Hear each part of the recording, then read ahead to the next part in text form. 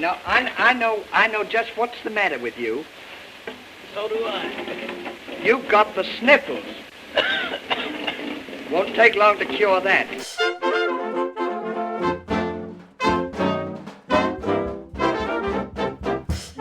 Hello, and welcome back to the Laurel and Hardy podcast. Yes, we're finally back with another deep dive into a classic Laurel and Hardy comedy, and this is episode 40. As I'm sure you know, on this podcast, we're covering all of Stan and Babe's pictures in chronological order as they were made, and today's show brings us to the end of June and into early July 1929, and the filming of the classic short, They Go Boom. So, firstly, I want to apologise for the rate with which these regular episodes have been coming out. I've received several comments and messages over recent weeks with listeners expressing their disappointment. I think I've mentioned in one of the more recent episodes that the release schedule would be affected due to all the time and effort needed to dedicate to getting the Laurel and Hardy Silence book completed. But I do also share in the frustration of these listeners, so I have come up with a plan. So from here on in, and for the foreseeable future, I will continue to release regular episodes, but without the inclusion of my audio essay on the film in question. Now that may come as a blessed relief to some of you, I don't know, but instead we will go straight into the discussion part of the show, as we will beginning straight away with today's guest, our good friend Randy Skretvedt. It's the researching and writing of these audio essays that takes the most amount of time, so that is what has mainly slowed down the podcast release schedule. That said, once the Silence book is finished and has been published, I will be working on researching and writing the follow-up volume on the sound short, so I'll then go back, record the missing essays and upload them to their relevant episodes for the completeness of the audio archive, if that makes sense. And with regard to the Laurel and Hardy Silence book, Russ and I have recorded a dedicated podcast episode to update everyone on its progress, the reasons for the delays, and what you can expect from the finished product, as well as other things as well. That bonus episode is in the can and ready for release. We're just waiting for a few final updates to the book's website page before we go live with that. But all being well, that should be landing in your podcast feed very, very soon indeed. I also want to take this opportunity to say 1,000 thanks to all the new members who have recently signed up to one of our 2 tiers, which are The lower elements. and Plumtree, accent on the lamb. And they are David Hutchinson, Paul Hunt, Brad Philippone, Chris Sagan, Tony Butcher, Paul, James Hanna, Phil Paving, George Cullen, Dean Phillip, Jeff Belmore, Ellis Darby, Daniel Delaney, Steve Griffiths, Mark Elliott, Matthew Barry, Terry Rowland, Megan Jurek, Pete Lloyd, and Don Appel. 1,000 thanks.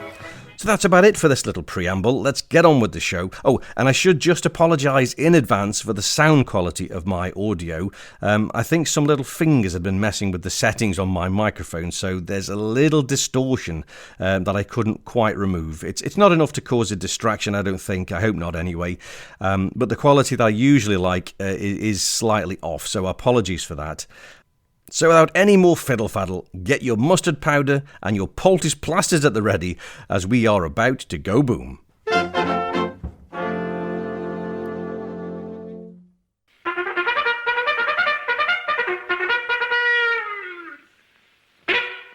Our special guest today really needs no introduction, certainly not to anybody who's listened to this podcast before, or who's read books on Laurel and Hardy, or who's watched Blu-rays of Laurel and Hardy.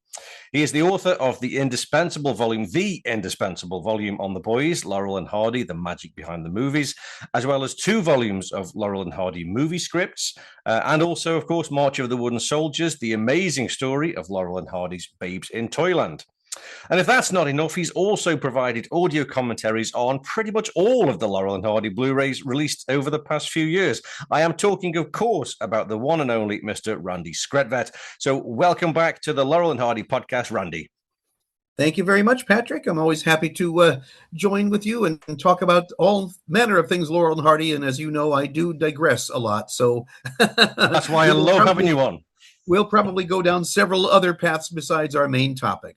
I hope so. Well, I've got some breadcrumbs to throw behind me as we go, so Oh, hopefully I can find our way back out again afterwards. yes. But no, always a joy to have you on the show, Randy. Thanks so much for coming on again. Seems you. like ages since we sat down to talk about a film properly, so I'm really looking forward to this one today. Even if it is They Go Boom, which I have to say is not one of my favourites. Lots of lovely stuff in it, which we'll come on to, but it's not one that I revert to very, very often. So how are you anyway, Randy? How you've been a very, very busy boy, I know. Yes, well, 2025 was very busy. As actually, I thought about it, and I have been working on Laurel and Hardy projects nonstop, really, since October of 2018. That was the day that Jeff Joseph called me on the phone, and he said, "We're going to do a Laurel and Hardy Blu-ray, and I want everything that you have." And I said, "Well, you can't have everything that I have, but I'll certainly try to supply you with whatever you really need." And that's when they began working on the Definitive Restorations Volume 1 for Kit Parker Films. And that continued in all through 2019 and up through the early part of 2020. It was finally released in June of 2020. And then we started working on the 27, 28, and 29. And 29, I'm surprised that it actually got released close to when they announced it, because I think I was still working on it in September of last year. Oh, wow. Okay. Yeah. So yeah, that's a quick turnaround. It was, I mean, I think I finished the last thing that I had to do for 1929, and 2 weeks later we had finished product in our hands, which normally there's a lot longer time between your finishing the work and the product actually being manufactured. Yeah. So there's been Definitive Restorations 1 and 2 from Kit Parker Films, with Jeff Joseph shepherding that project, and then Serge Bromberg at Lobster Films and the team at Flicker Alley putting together 1927, 28, and 29. And so I've been working on those 5 Blu-rays, and also somehow during that time, I also managed to finish the Babes in Toyland book and also Scripts Volume 2. So I have a little moment to catch my breath here, because I don't know right now of other Laurel and Hardy projects in the pipe, except for future feature films coming out from Classic Flicks, but I don't have anything to do with those. So so those are coming out and they don't put any extra goodies on them. So, well, they do a little bit. Right. Actually, we'll talk about that later, but I'm not affiliated with them. But happily, Kit Parker and Serge Bromberg, they've all sort of been very happy to coordinate and do different things back and forth. And so it's not been it's been cooperation, not competition. Yes, well, that's lovely, and that often is the way with the Laurel and Hardy community, as I've found. People are really willing and welcoming of cooperating, which is great. So yeah, the Blu-rays. Just talking about the Classic Flicks one. Now, that's the only one I don't have, because I did purchase the Our Gang box set from Classic Flicks, and I couldn't play them on my UK player. I thought it was region free. But so I had to send them back with a tear in my eye, sadly, which is a shame. The rest of them, all the Classic Flicks, the Flicker Alley and the Jeff Joseph ones, they play wonderfully. Kit Parker Films, right? Yeah. Well, those are region free. And before the first Definitive Restorations one was released, I said, "Yeah, please make these region free. I know you only have the rights to sell them in the USA, but please make them available through USA sources to other people, and make them region free, because I said you're going to have a huge market in the UK and in other countries all throughout Europe. So happily they've done that, and you can buy a region free Blu-ray player for not exorbitant money, so they are out there. Yeah, definitely. So I mean, I think when the time comes to renew, I mean, like I say that I've probably got about 4 or 5 players that are still working, but I'll find an excuse at some point. Well, as the majority of the world seems to be drifting away from physical media, it's a good idea to invest in more hardware along with all the software. We have to make sure that we have something to play them on. This is very true. Very true. Very true. Although I do kind of have a sense I may be misguided that physical media is hanging in there and making a little bit of a comeback. I don't think it'll ever totally disappear, but we just have to make sure that we support the releases that come out. Right. Well, I think what happens is people realize that what they assumed would always be available on streaming goes away. I had that very conversation with somebody just yesterday. Yeah. See, we're heading back to the pre-home video era where you could only see whatever the television companies deigned to show you. Yeah. And I'm of the era where when I was a schoolboy, there would be times when Way Out West was showing at 2 a.m. Before there was such a thing as infomercials, they actually would have old movies all night long on all the channels. And so there would be a time when, Way Out West is on. And I didn't have my Super 8 sound print of it from Black Hawk Films yet because I was only 8 years old. And so I'd say, Mom, if I go to bed at 6:30, can I wake up at 2 o'clock and watch, Way Out West? And all right, just as long as you're okay for school tomorrow. And were you able to wake up at 2 a.m? Could you do that? Because I couldn't do that. Set an alarm clock. And I had a little black and white portable TV in my bedroom. And so I'd very quietly watch Way Out West until it was over with at 3:30 or whenever. And Bless then you. try to get back to sleep. That was what you had to do in those days.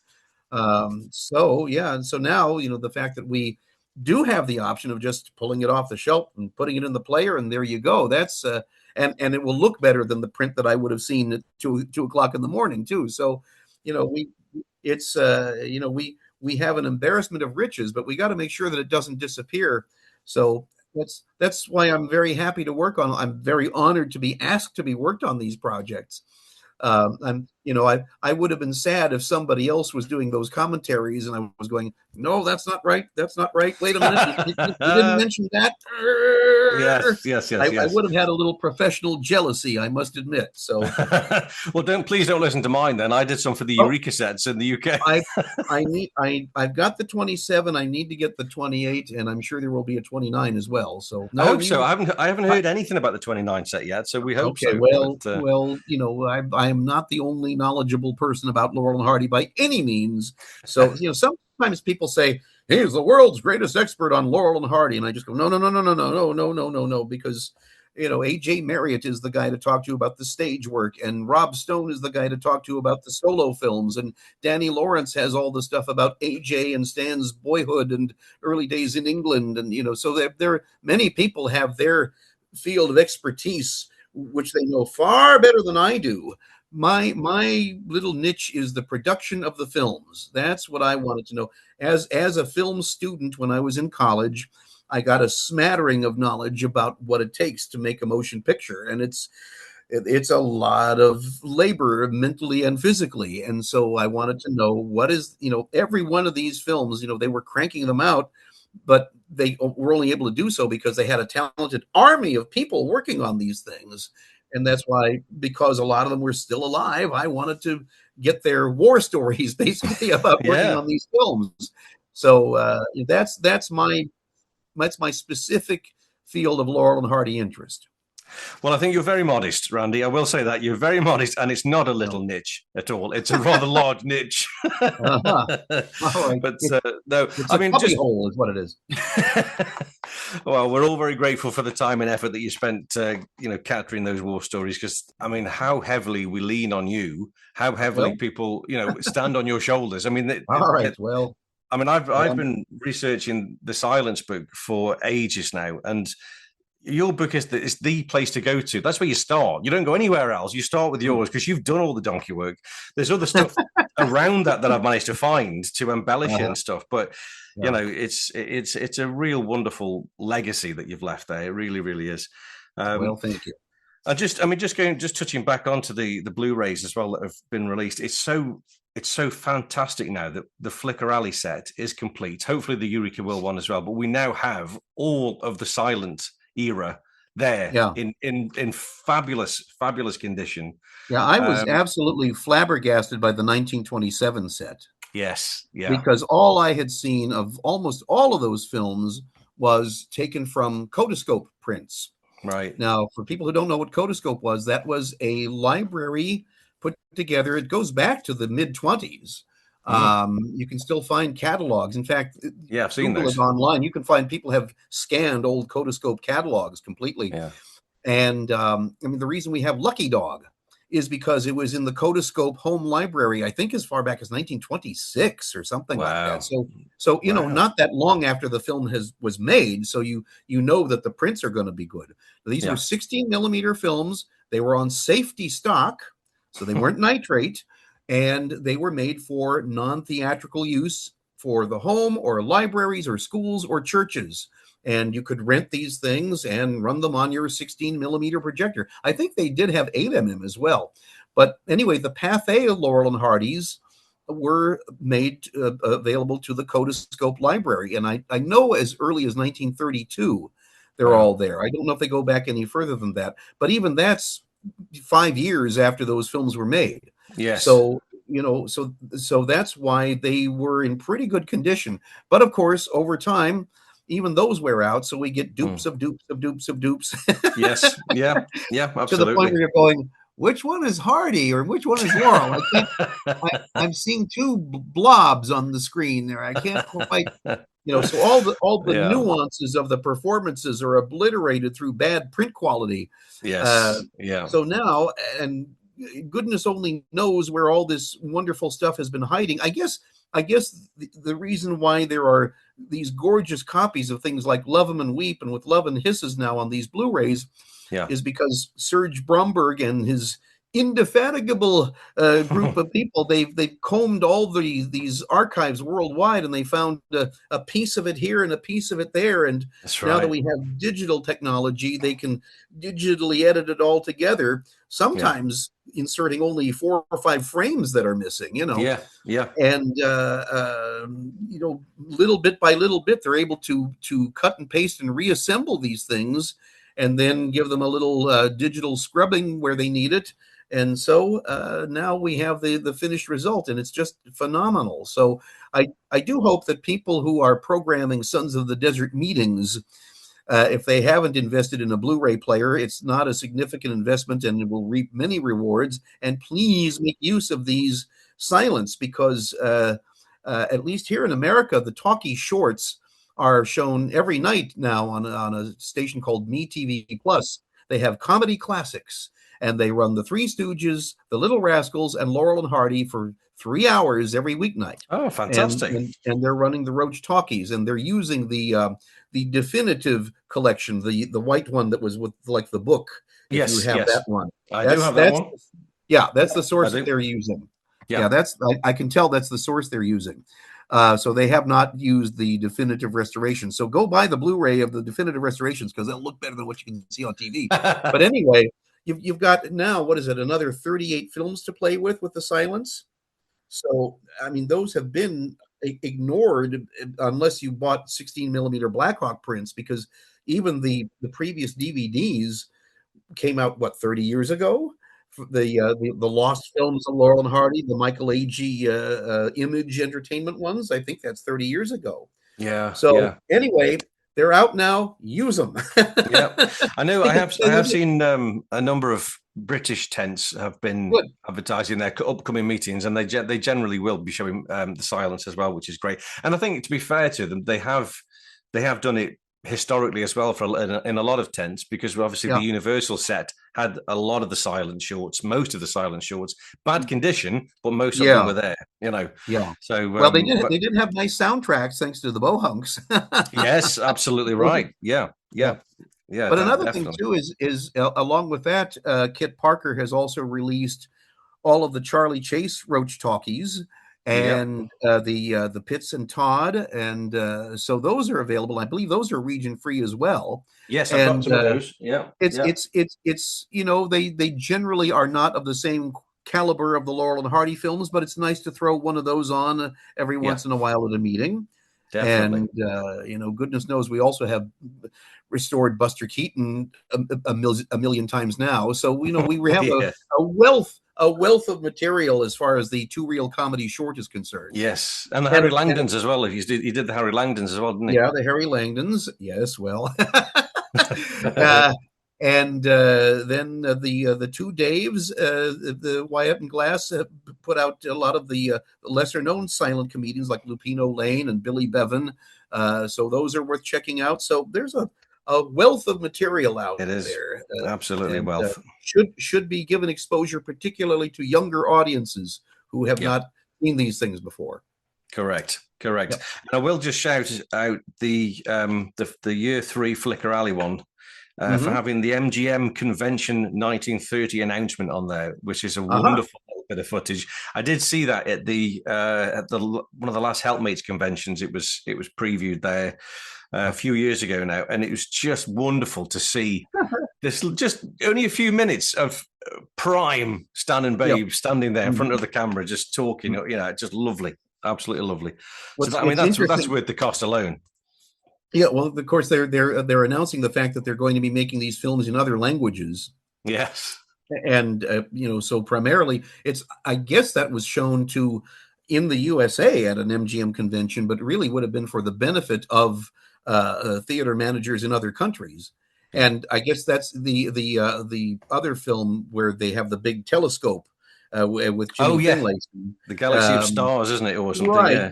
which somebody has determined that Laurel and Hardy are speaking Spanish, although the one and only print that we have of it, thanks to Serge Bromberg, evidently was found somewhere in a barn in France. Of course. Why do these films wind up in barns? And anyway, our surviving print is dubbed in French. And it was evidently meant to be screened not to the public, but to exhibitors in Europe and in Africa, something like that. Yeah. Yeah, and then of course it has a whole montage of promotional scenes for the upcoming MGM feature film program. So that's another similar thing that was meant for exhibitors, because MGM would have these big conventions every year for all the film buyers from all over the country. So they're trying to pitch their product. Brilliant. It's all good stuff. Yeah, and the Galaxy of Stars, that was on Definitive Restorations Part 2. Yes. Looking very, very nice. Very, very nice. Wonderful. That was courtesy of Serge Bromberg, but he didn't put it on the Flicker Alley or Lobster Films one. He allowed Jeff Joseph to use that one. So see, another example of cooperation. United we stand. Divided we fall.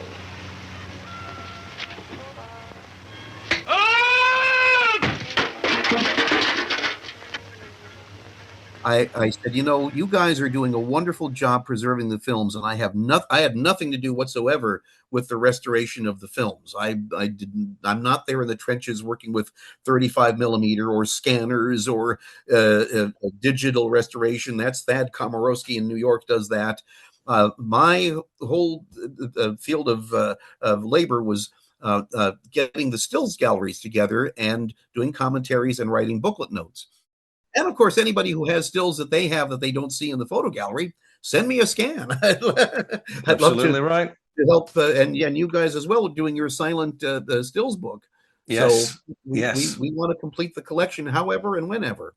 Absolutely right. I'm sure there are still. I mean, the Pathé stills were some of the most tricky ones to get hold of. The Pathé ones were so difficult. I mean, they still are. When you came up with the duck soup ones, I just couldn't believe how you landed on those. Well, we have to thank the late, great Johnny Crawford for that. Johnny Crawford was a child actor on television. He was in a Western series called The Rifleman with Chuck Connors. And even then, he was a major fan of silent film comedy. And I got to have lunch with him one day many years ago. And he said, I would try to talk to the casting directors. He said a lot of these old guys who had worked for Max Sennett and Hal Roach were still around and still working, mainly as extras. And I would try to get them to hire as many of those guys as I could. And his sad story was, he said, one day we had Snub Pollard, who had been a starring comedian with Hal Roach and had also supported Harold Lloyd in a lot of things. Yeah. And we got to talking about him working in silent comedies. And he said, he says, we got a break over the weekend, but when we come back, I'll bring my scrapbook. Well, unfortunately, Snub Pollard died over the weekend, so Johnny Crawford didn't get to see Snub Pollard's scrapbook. So that was a sad story. But after Johnny Crawford passed away, his estate was being handled by a friend of mine who called me up and said, Johnny had a whole bunch of Laurel and Hardy stills. You probably want to come over and look at these. And I was working on the Babes in Toyland book at the time, and he had a lot of nice behind-the-scenes stills for Babes in Toyland, which I hadn't seen elsewhere. And then he had these fabulous stills from Duck Soup. So I paid him a premium price for those. I wanted to make sure I got those. And then I've made scans for you and other people because they should be out there. I'm not a collector who says I've got them and because I have them, nobody else will have them because I want to keep them rare. If you do that, they're still essentially lost. Yes. And the thing is, things like films or rare film or stills, they really only acquire any value by being out there. You can say, well, I have the original, but it's only a valuable original if people know the replicas. So yes, exactly right. Yeah, absolutely right. I have the Oliver Hardy baby picture. I have the real one. The back of it gives the name of the photographer in Georgia. So I'm thrilled to have that. But it's an image people know because it was in Mr. Laurel and Mr. Hardy, and it's been reprinted a million times. So to have the real one is something that I'm very thrilled to have and be the temporary custodian of. So lovely. That's lovely. Wonderful. Right. Okay. Let's move on, Randy. Let's get into our night shirts. All right. Oh yes. And our big floppy socks. And we'll discuss today's film in focus, which, of course, is They Go Boom.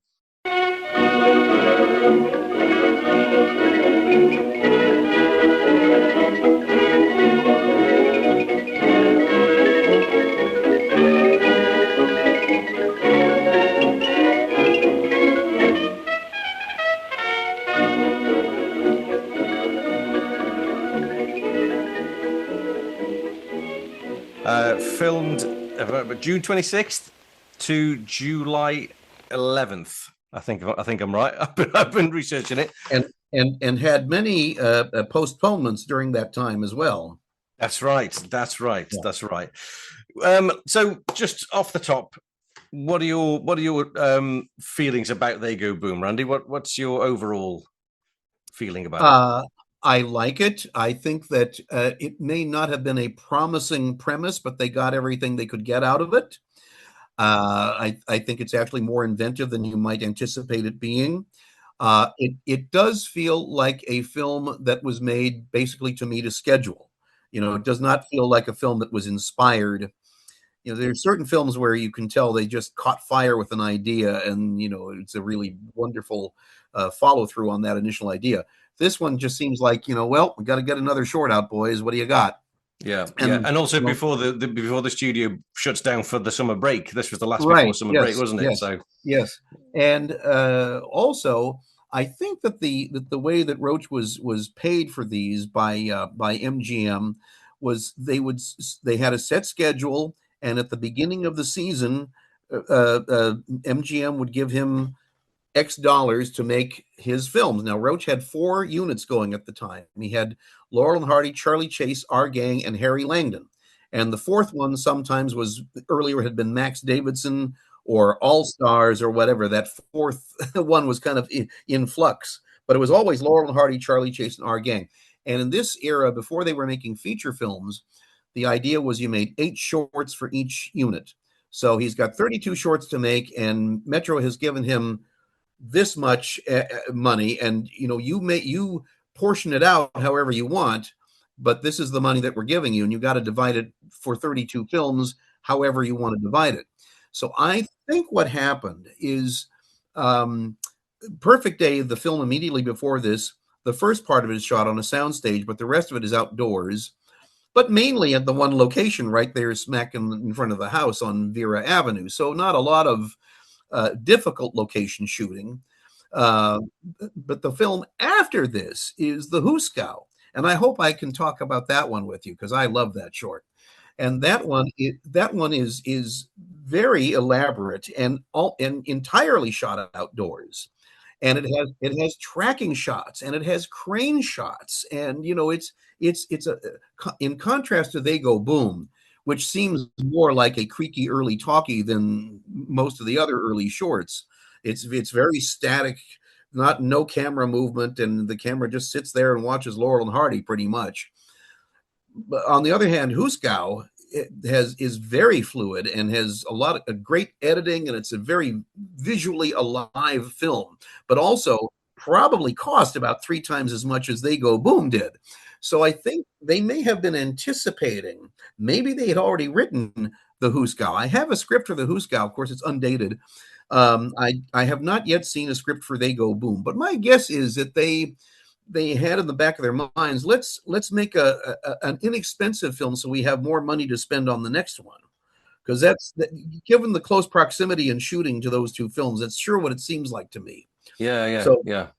So it interests me how far in advance they would have planned. I don't know whether you have any insight into that, Randy. Did they work 1 and 2 films in hand, or were they looking just? I mean, they can't have been. If what you've said there is that's the case, then they can't have been going just film to film. They must have had that longer vision. Well, Hal Roach came up with the story ideas for many of the Laurel and Hardy shorts, and he said basically what was happening was at this period, the silent and early talkie period, what was happening was while Laurel and Hardy were filming, Roach and the gag writers would get together and get the basics of the story together for the next one. Right.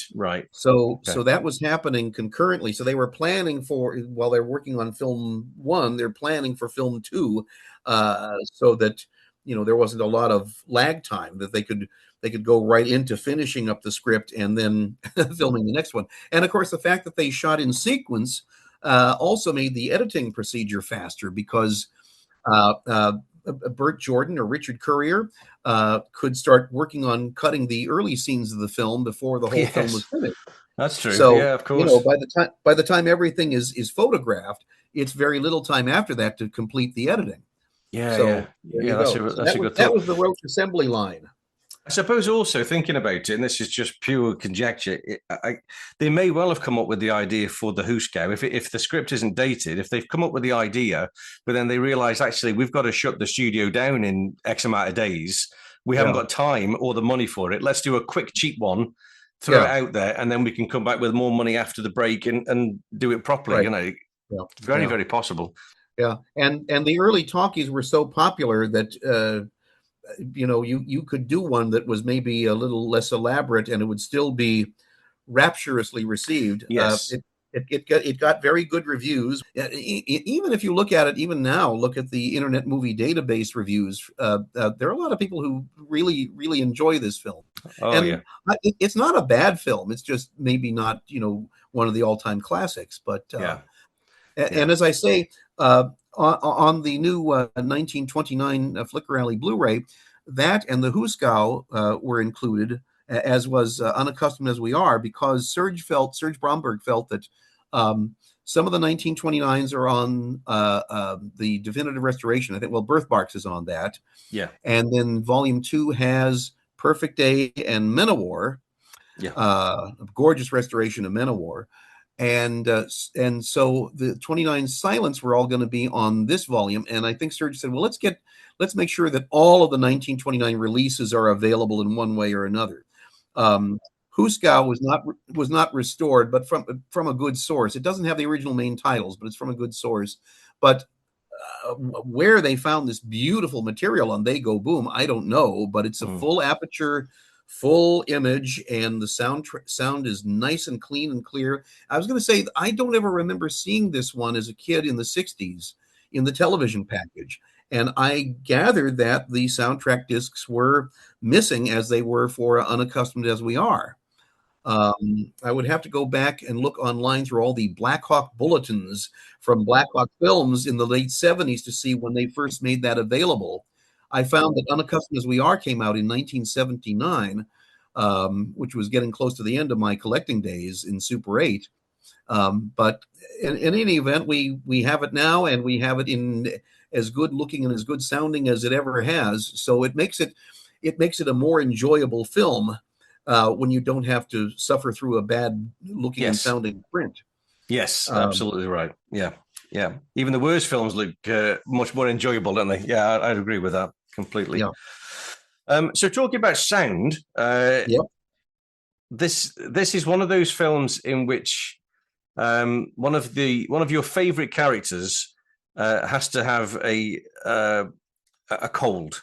And sound all bunged up, and I always, whenever you see, your favorite sitcom, and you think, oh no, not one of those where they're going to sound, or they're going to be stuck in a bed all day.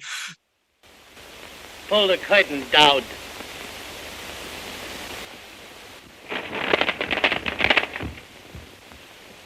Why don't you pull it down? Well, stay down. Tired. Then it'll stay down.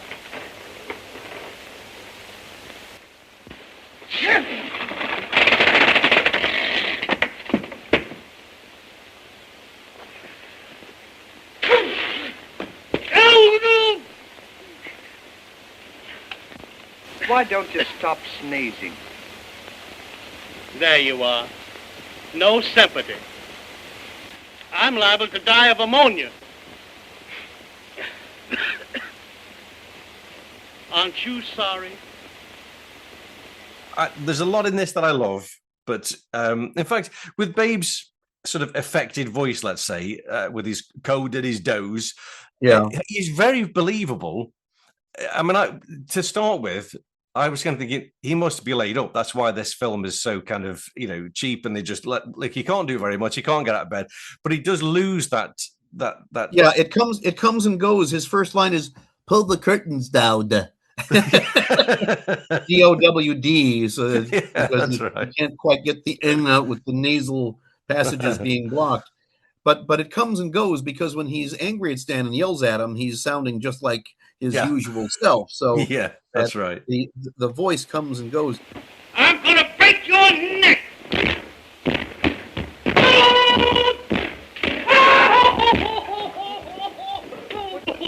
What's the matter? What are you trying to do? Kill me? No, I want to get some cold water. Why didn't you do that in the first place? Well, I didn't know it was hot like that. Now that's better. Much better. Now fix that plaster for my chest.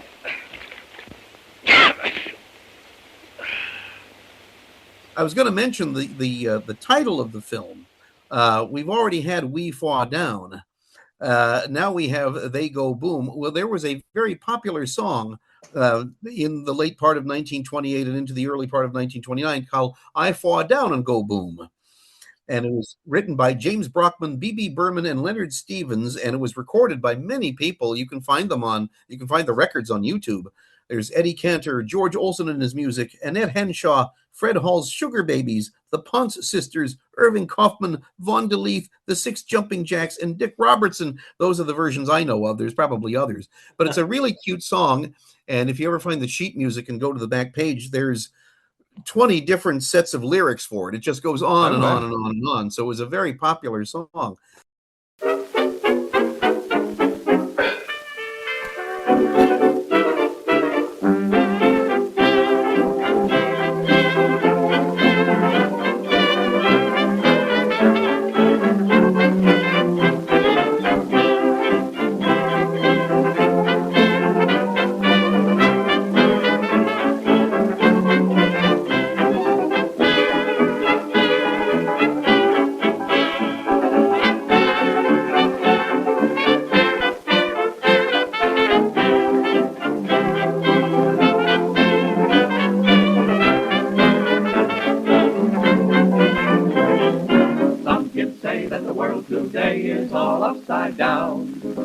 Sometimes they're smiling, sometimes they frown. My heart felt sore for the kid next door when I heard him cry.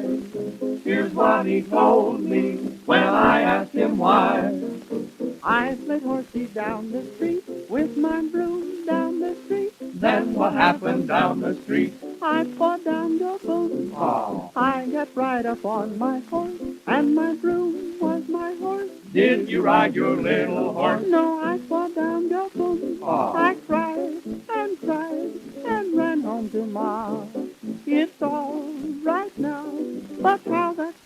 place was hurting. Mother put me straight to bed. Great big bump on my head. Then you fell right out of bed. Yeah, I fought down your boom. Now, I have not seen a British main title for We Fall Down, which was changed to We Slip Up. Yes, that's right. That's right. And there is in the photo gallery for They Go Boom on the Flickr Alley set. I had a little article that I found where Beanie Walker was suggesting a British retitling for They Go Boom, but Yeah. I don't think that happened. So, That's but anyway, right. that's where that title comes from. And once again, yes, as you mentioned, we have one of them sick in bed. Well, this is kind of reminiscent of Leave 'Em Laughing. There, Leave 'Em Laughing. You've got it's the wee hours of the morning. They're in this little boarding house. One of them is sick in bed, and Leave 'Em Laughing Stan has a toothache. And here we have Ollie with a cold, and the landlord is Charlie Hall. Yes. In both films. Now listen here. Any more noise from you, and out you go. You get me? Good night. Good night. Good night, Mr. Laurel. In Leave 'Em Laughing, there's a little sign that says "Smile all the while." Is that the one? There one says "Keep smiling," and I think that one says "Keep smiling," and then in They Go Boom, there's a little sign above their head that says "Smile all the while." That's so right. We have that, and there's also some things that I would say are reminiscent of Angora Love, which had been filmed 4 months earlier, which hadn't been released yet and would not be released for another 3 months after They Go Boom. So yes, of course, yeah. if you ran those three films together, you'd find a lot of shared elements. Yes, yes. Run those and Laughing Gravy. And yeah. Laurel and Hardy in nightshirts running afoul of the landlord night. That's right. That's great. So there you go. Here's one for you. Can you think of another connection between We Fall Down and They Go Boom? We Fall Down and quite superficial. Quite superficial. You have one in mind, evidently. Yeah. It just occurred to me. Babe's dressing gown. He's got that little checked dressing gown on. Yeah. And he wears it in We Fall Down when he's in the apartment with the ladies. He's wearing his dressing gown, and then it's the same dressing gown as he turns up in They Go Boom. Oh, okay. It's totally irrelevant. It's a useless fact, but I just thought I'll throw that one in there. That's a detail that wouldn't have occurred to me. I know that the robe that Ollie wears in Helpmates, I think, was his own that he wore between takes or in his own dressing room, because there are some scenes of them outdoors having worked on One Good Turn, and he's wearing that same robe. That's right. The stripy one, isn't it? The one, the stripy one. Yeah. So I think he just put on the one that he normally would wear anyway. That's it. It's not the silky ones from what's the Scram. Yeah. Silky ones. Yes. Oh, you've got my husband's pajamas on. Yes, ma'am. You see, we helped him out of a little difficulty, and he invited us to spend the night. What for? Well, you see, it's raining outside, and we got all wet. Is my husband wet too? Wet? He's soaked. Yes. Well, if you're in a house like that, and even though Arthur Hausman is a tippler, he obviously is a man of means, because he's got a top hat and a tuxedo on, and evidently the judge who really owns the house is also a man of means, because he likes the silk pajamas and has a lovely 2-story house. So there you go. That's right. Yeah. There we go. So you look out for that dressing gown.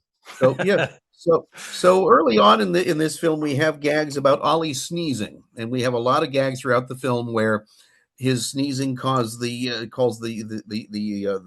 window shade to roll up, and later on, when Stan is preparing the mustard plaster, Ollie sneezes, and there's this huge cloud of powder everywhere. So they're foreshadowing, they're planting their ending. They're careful to do that. They have things that they always like the comedy of anticipation rather than surprise. Max Sennett was a comedy of surprise, whereas Roach was always the comedy of anticipation. I remember the day that we first met Richard Currier, which was his 88th birthday. It was August 28th of 1980. And we were talking about, as an editor, were there certain things that the studio wanted you to follow? And he said, well, the main thing was that you let your characters in, you let your audience in on the gag before you let your characters in on it. I'll give you an example. In comedies, you always have to let the audience in on it, but don't let the actors in on it. A guy comes out of a grocery store and he's got a lot of bundles over his arm, and he drops a banana down and lands right on the steps. Well, he doesn't notice it. The audience sees it. And they know something's going to happen with that banana there, so the next guy that comes out, he does 108 off of that banana. And another example, and I had this happen to me at Paramount. Two guys one guy takes his pal, they were truck drivers, takes his pal home to dinner, and this pal that he has was quite a drinker. He liked to drink cocktails and one thing and another. But the other guy, he didn't drink, and his wife didn't drink. And that's established. That was established in the picture, you know, in the presentation of the cast and all. So, the fellow that took him home, he said to his wife, he said, well, why don't you mix Johnny a cocktail? She said, Johnny said, would you like a cocktail? Yes, I sure would. So she goes out in the kitchen, goes to the ice bar, the refrigerator, opens the door, and takes out a can. Now, we made a close-up of it. In her hand then was sauerkraut juice. Well, right away the audience started laughing because they knew what the guy was after and what he was going to get. So she makes up a cocktail out of it and takes it in, and they were laughing all the way through the damn thing. But when he took that first, put it to his lips and took that first drop of it, they screamed because they knew what was going to happen. And that is one thing you have to follow in comedy is be careful to see that your audience is always in on the gag, but you don't let your characters in on them. And Roach always said that the main thing was reaction shots. You know, you did the gag, and then you cut to Ollie reacting at what had happened to him. You cut back to Stan looking sorry for what he had done to cause that to Ollie, and then you cut back to Ollie. He says, so you got 3 more laughs on top of the original gag with the reaction shots. You know, and I think that's the main thing that's missing from the Fox pictures. Is you know, they it's very rare to get a Hardy close up where he's looking at us, you know. Yeah, so, such a huge part of the films, isn't it? Though, yes, you're right it there. is. So, but again, they get a lot more mileage out of the situation, and they go boom than you would originally anticipate. But just as we have in Angora Love, they get messy with the water bath, giving the goat the water bath, and also in Laughing Gravy, you know, we have all the mustard plaster. What's that? Mustard. That's good. I know it is. I used it once when I had the measles. Cured me in no time.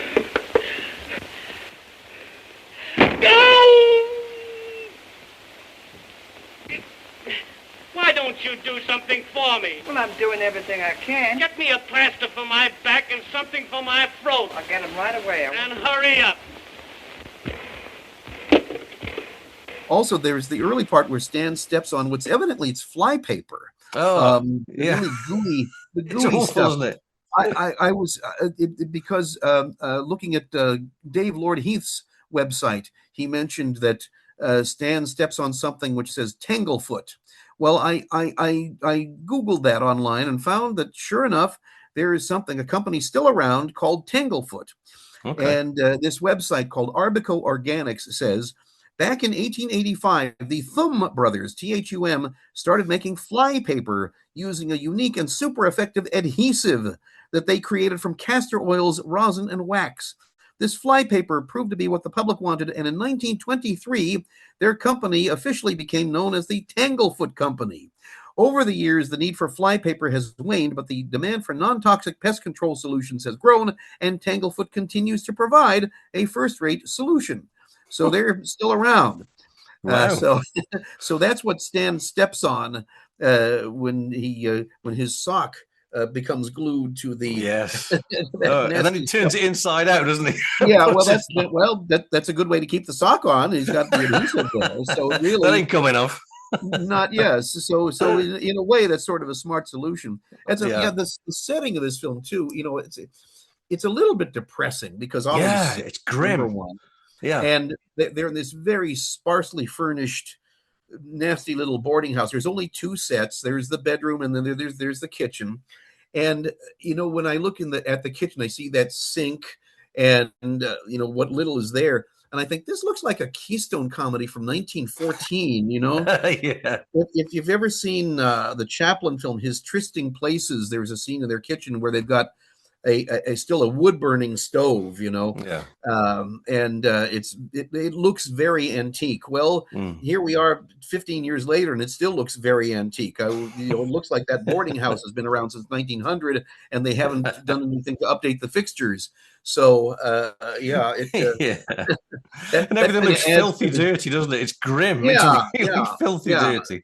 There's not a lot to give you hope about Laurel and Hardy's future in that film. So, but this is definitely a case where the cure is worse than the disease, obviously, because we have Stan trying to help with the mustard bath. Now, I don't know. I mean, that was never anything that my parents ever did for me, and I don't know if there is any actual medicinal value to whatever that is. I guess it's just mustard powder. But again, as Stan always does, I think he thinks that a box of whatever it is pre-measured for whatever use he has for it at that particular time. Yeah. Because in Thicker Than Water, they're going to wash dishes, so Stan dumps the whole box of Lux the detergent into the water. Yeah, he does this again and again. It's just he puts the whole thing in there without bothering to look at how much he should put in, and so that's why the mustard bath becomes basically this nasty stew. He puts his foot in this big mush, and of course. Later on, Charlie Hall doesn't get tarred and feathered, but he gets plastered and feathered because of all that nasty stuff. So, it's good. And then, of course, we have the throat gargle they call it. Yeah. I was trying to find something about the company that made the throat gargle, and I can't find the name of it right now. But anyway, there was evidently a company in Los Angeles that made that because they've got the Sterling Laboratory in Los Angeles. Oh, it's a real thing, is it? Evidently, when I was writing about Battle of the Century, they have Culver City directories online, and I said, well, let's see what's going on with the Los Angeles Pie Company. And sure enough, I found a display ad for them and found their address and phone number. And okay, this is the company, and maybe the deal was that they would supply all the pies for that film if they had a little product advertising. So that's why it's one of their actual trucks. Trucks, yeah. with their name on it, all through the film. So that's product placement. That's how Roach got a free full day of their output. But anyway, yes, let's see so the Sterling Laboratory made the not too appetizing looking sore throat gargle, and of course Stan puts a swab on and then loses it somewhere down Ollie's trachea. So whoa, and what a swab that is! It's massive, isn't it? Yeah. I'm going to paint your throat. Yes, yeah, and a few places down south as well. Yeah, and I'm trusting he is as well. Ollie's really trusting, isn't he? Yeah.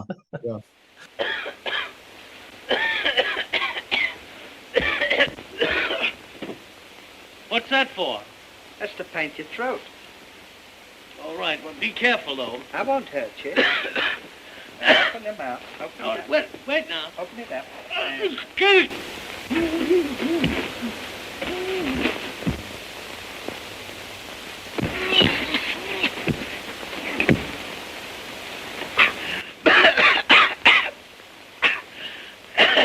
You feel better now.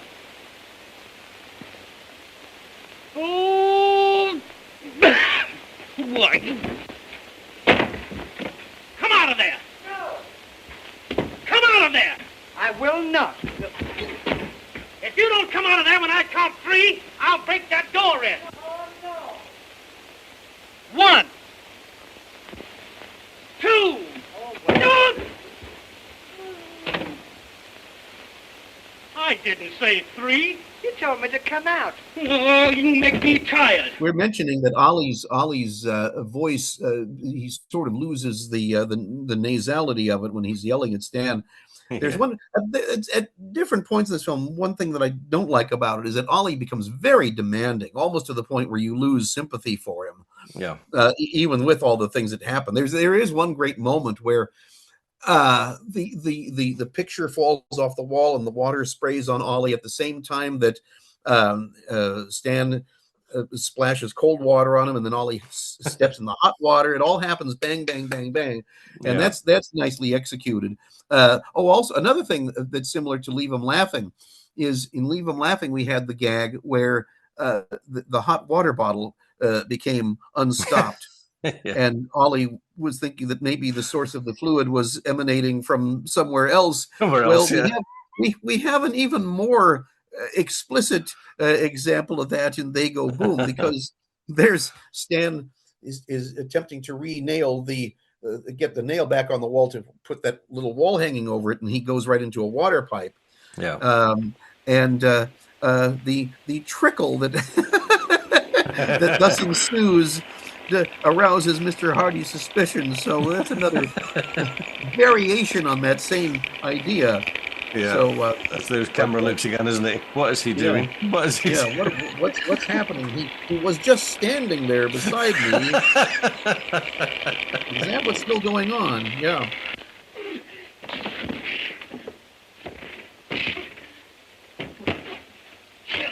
Now you've done it. What's the matter? I've got ammonia. Ammonia. Why don't you do something for me? Shall I get a doctor? No! Get me a foot bath. A foot bath? Where's the... And we also have Ollie saying, and this almost became a catchphrase in these early talkies. I'm going to break your neck.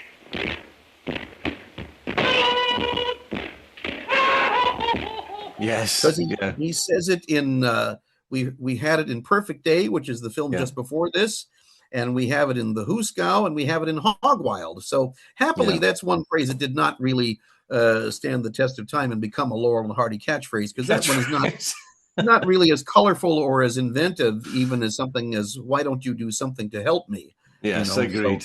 So he does walk. He walks a very fine line, doesn't he, between keeping us on side with him, and as you've just said, you start to lose sympathy for him because he starts to get too aggressive.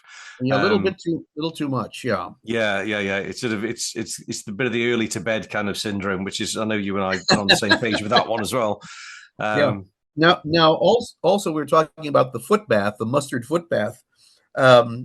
This is supposed to somehow soothe muscle aches and relieve congestion. I don't know if this actually does it, but we'll also have a similar scene to this in Sons of the Desert with the foot bath. In that with the big tub, which of course, and and anytime there's a big wash tub like that, that the entire contents are going to spill one way or another. So in this film, Charlie Hall gets it, and later on, Mae Bush gets hit with all the water, and in Angora Love, everybody gets hit with the water. So. There's, and also in Laughing Gravy they do the same thing with the wash tub. So that's a prop they liked. And the mattress as well. Those very creative gags with the mattress going up and down and Babe's belly inflating.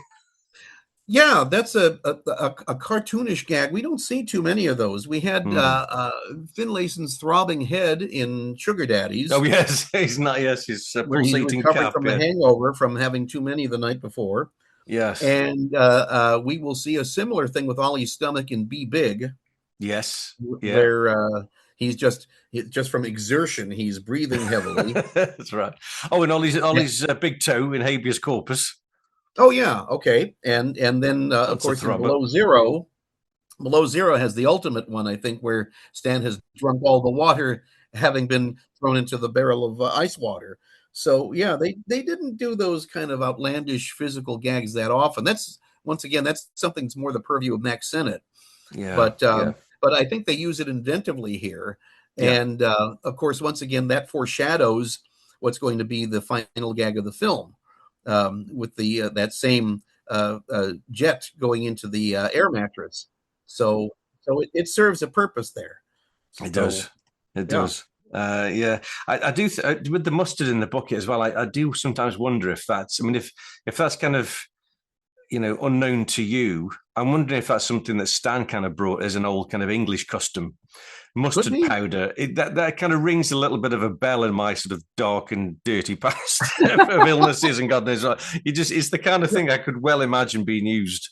Well, and of course, we have to remember now, this is 1929. We're in 2026 as we record this, so it's 97 years ago. So, yeah. Technologies change over the years, and medicinal applications change.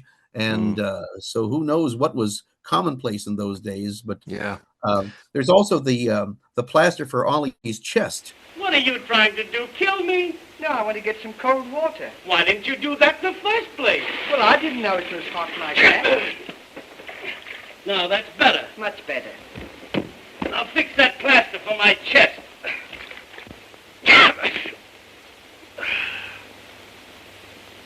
Where's the plaster? I gave her the plaster. You didn't give me the plaster. You were sitting in the tub when I gave her the plaster. Don't talk to me. Get the plaster for me. I thought I gave it to you.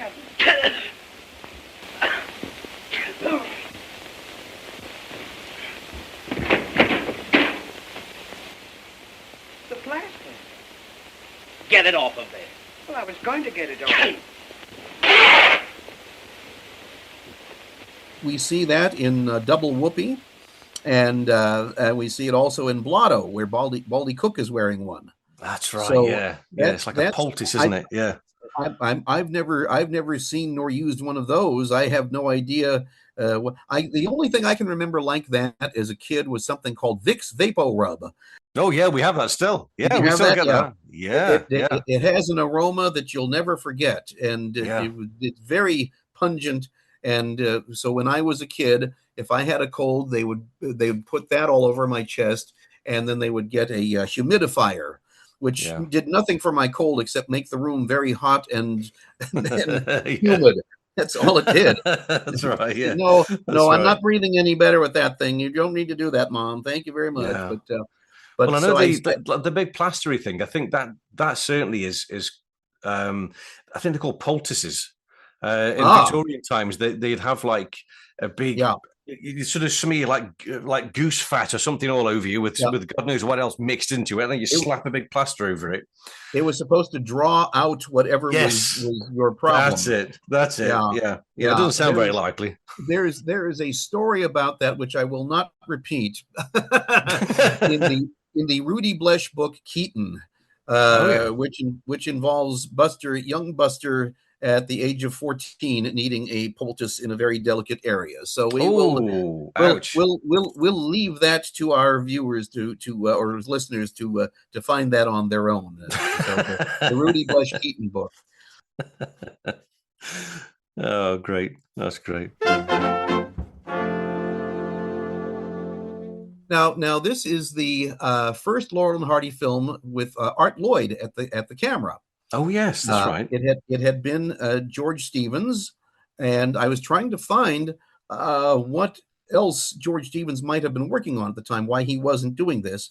And so the other films that were in production at this time, the only one that was right in line with the production of it was an Our Gang film called Bouncing Babies. Now, George Stevens does not have a credit on that, but Art Lloyd does. He's credited as co-cinematographer with a man named F.E. Hershey. So Art Lloyd was working on this and Bouncing Babies during the same time, and it made me think maybe because of the child labor laws, maybe they did the same thing with this as they had done with Unaccustomed as We Are, which is shoot the Our Gang film during the day, because that does have outdoor footage in the bright sunshine, and shoot this film at night, which they could have done because it's on two sets and there's no windows showing anything outdoors. So this is entirely an interior film. So if the Roach studio still only had that one precious setup of sound filming equipment, that might have been the case. This might have been filmed at night as well. I would think that before long they would have invested in getting some more complete sound equipment. But anyway, so this is Art Lloyd, and he would not do another Laurel and Hardy film until Be Big. George Stevens returned to the fold and was with them until he began directing the Boyfriends series. And this is also a return in the director's chair for James Parrott. Now, he had done Their Purple Moment and Two Tars and then Habeas Corpus, and then he was replaced by either Leo McCarey or Lou Foster. And Lou Foster did the last three Laurel and Hardy Silence and their first three talkies, but then James Parrott came back for Perfect Day, which is just before this one. And he would ultimately direct, if you include the 12 of the foreign language films, he directed 33 Laurel and Hardy movies, which I think is more than anybody else. Yeah, that's a good number. Going all the way up until Twice 2, I think. So anyway, we have Art Lloyd and James Parrott, who really would become more prominent with Laurel and Hardy going into the 30s, as opposed to George Stevens and McCarey or Lou Foster. Do you think that the James Parrott films have sort of an identifiable stamp of his, or because obviously Stan is very good friends with James Parrott, so they must have a really relaxed working atmosphere, and Parrott, I think, must give Stan a lot of leeway to do what he wants. But do you think that Parrott actually has an identifiable kind of brand of comedy almost? I can't really distinguish a James Parrott film from, let's say, Busybodies, which is directed by Lloyd French, or Them Thar Hills, which is directed by Charlie Rogers, And I'm sure if anybody was happy to follow Stan's suggestions, it would be Charlie Rogers. Well, yeah. But I don't know that there's anything where you can say, "Oh, this is very Parrott-esque," or Parrottian. Well, exactly, yeah. I mean, McCarey certainly had an identifiable style, I think, didn't he? McCarey's probably the only one, I think. McCarey is the one who really likes long shots where nothing happens. Yeah, that's right. Yeah. I mean, I think that McCarey probably directed most of what we see now in Early to Bed. If you go through the 1928 date book, which I can because I have it, you can see that Emmett Flynn the credited director, Emmett Flynn, making his one and only film at the Roach Studios, worked on it for a certain time, and then there was a lapse of time, and then McCarey comes back and shoots significant other footage for it. Yeah. And there's a scene at the beginning where Stan takes a little bit of the cake that he's made for Ollie, and in close-up he just savors it. And it just kind of holds on this long take as he's enjoying this cake. And then, of course, there's the wonderful shot in Wrong Again, which lasts for over a minute, where Stan is trying to figure out what's going on with that statue that has its rear portions reversed. And that's a perfectly justified long take too. Yeah. But McCarey was the one who said, let's slow things down. Let's not be fast and furious like every other silent comedy is. And he really took that to an extreme sometimes. So I can tell Leo McCarey, but all I can say is Jimmy Parrott was a craftsman, and he happily didn't let any individual style get in the way of the film. There are those directors too, So that's a good point. Sometimes they have a signature way of doing things, which is not always in the service of that particular shot or scene, Yeah. So he certainly knew his business, and that's why. I mean, he had been a starring comedian as Paul Parrott, and but as you know, he suffered from epilepsy, and that's why Roach decided to make him a director rather than a starring comedian. And of course, later on, he had substance abuse problems, which caused his early demise. But when he was on his game, he was a very, very good director. He wouldn't have made so many of them with Laurel and Hardy if he hadn't been a very fine director. So as to individual style, no, nothing. I think it was always a collaboration. And I know Bert Jordan told me that he had the right of the first cut.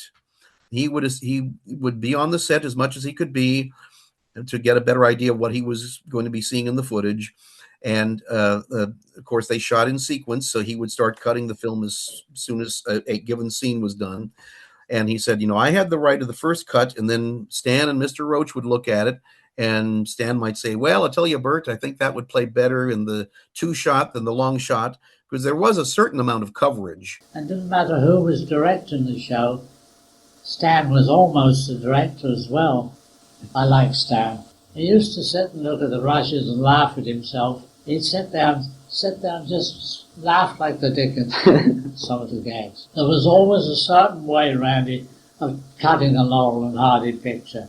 A little different to what they do today. And that's why when they went to MGM, the fellow there was going to cut their shows for them. I had nothing to do with them out there.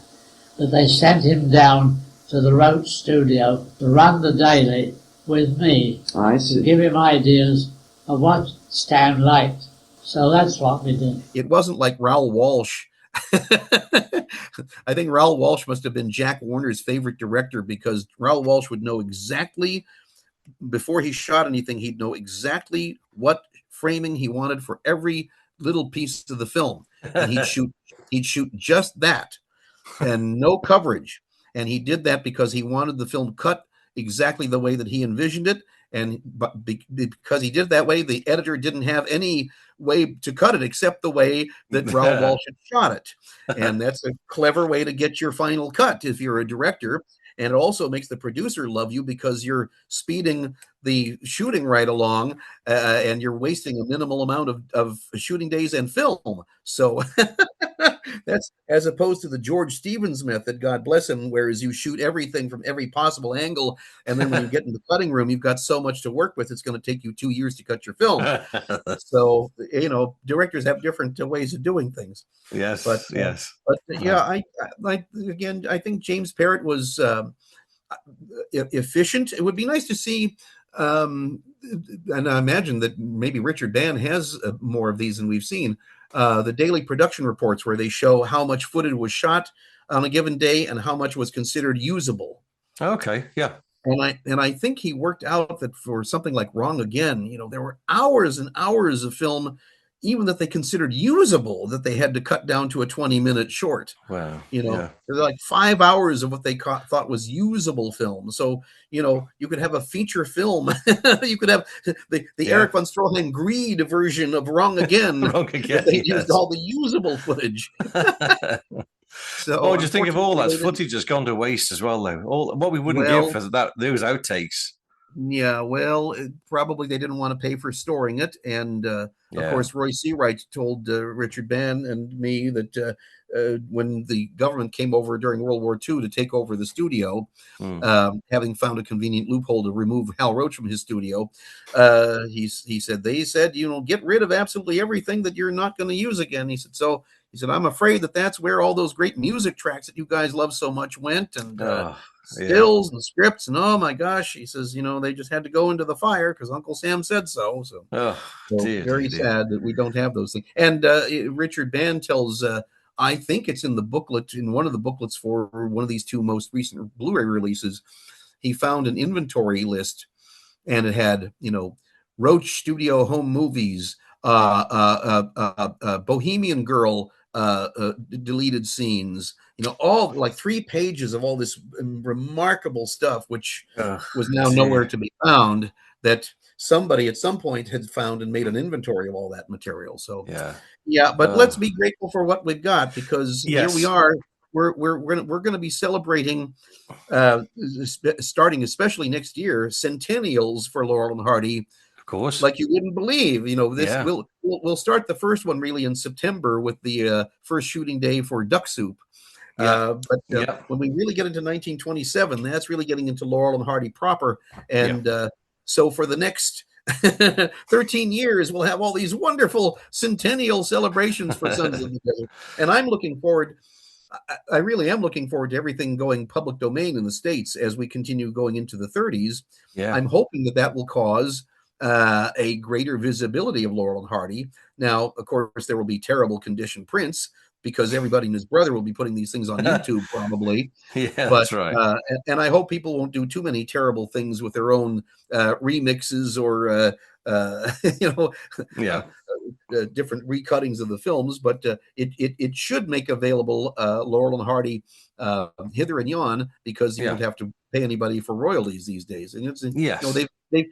they've been trapped by copyright for many years. It was not that long ago that there was no Laurel and Hardy on video for many years, and that was all because of rights holders.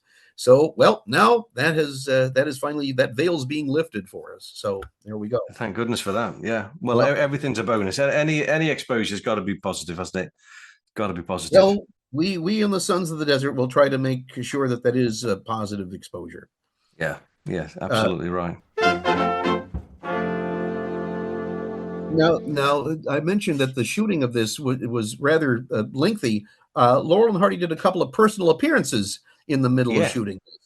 They started, they got going on Wednesday, June 26th of 1929, and got through Wednesday and Thursday. But then on Friday, they went to San Francisco, and they did a personal appearance at the opening of the magnificent, and now, of course, no longer, San Francisco Fox Theater. And they did another appearance of that, I think in November of 29. They did a week of personal appearances. And then the next day, Saturday of June 29, they were back by train in Los Angeles, and they did an opening for something that had to do with the Masonic Lodge. Well, Oliver Hardy was a member of the Masons, so that was probably a special project for him. So nobody filmed on Sunday. That was usually the day off for everybody at the Roach Studio. They start again on Monday, July 1st, but they stop again on July 2nd, and then they're off for the 3rd and the 4th for the July 4th holiday. And then they finally got going again July 5th through 11th, but I think there was another interruption because Stan was sick or something. Oh, there was an injury to Stan's foot. Yes, that's right. And there is that gag. Here's another example where they're using sound to sound only to get a gag. As we, in unaccustomed as we are, they do that all through the film. There's a lot of things that happen off screen, and we don't really notice it because it's so normal to us now. We've all grown up with sound films, but for people who are experiencing talkies for the first time, something happening, someone talking off screen while someone on screen is responding to them, that's something entirely new for them. And Laurel and Hardy were very good at getting a laugh out of something that you don't see. Well, there's an example of that in They Go Boom, where Stan kicks something under the bed and it makes a clang noise. Well, that was evidently a chamber pot, which was something that it does not look like their little 2-room boarding house has indoor plumbing, or at least not convenient indoor plumbing. And so that's what that particular device was used for, and probably would have gotten many a hearty laugh in 1929 from people who well knew what that was used for. Without having to show it. So I think also known as a gazunder, I think in England in some places. Oh, it goes under because it goes under the bed is why that's it. Okay. So that's like they used to say for division problems, 2 gazinda goes into 8 4 times. It's a gazinda. Yeah. But I was wondering, well, there's an example of Stan actually injuring his foot on screen. I wonder if that has anything to do with the foot injury that he had off screen. So yeah, maybe. unless that awful stuff he puts his foot in his sock is toxic to his feet. Well, the reason that Mae Bush's last Laurel and Hardy film is Bohemian Girl is because she sued the studio claiming that she got an infection from the boots that she had to wear. Oh, good grief. Yeah. She claimed that the boots that she was given as part of her costuming did something to her feet, and she sued the studio, and unfortunately she lost, and so that's why she's not in anything at Roaches after that. Right. Now I remember looking through the script for Blockheads, and the wife, who does not have a first name in the film, she was always referred to as Mae.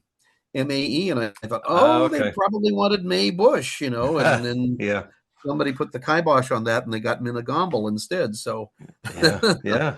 Oh, so that's the reason. But anyway, you talk about at the beginning. You said we have to put on our nightshirts, and there. I don't know that I've ever totaled it up, but there are many films where Laurel and Hardy are in their nightshirts or in bed together. Even in Atoll K, there's a scene where there's in bed together. So, and it goes back as far as Slipping Wives. Yes, so of course. This is a common motif with Laurel and Hardy.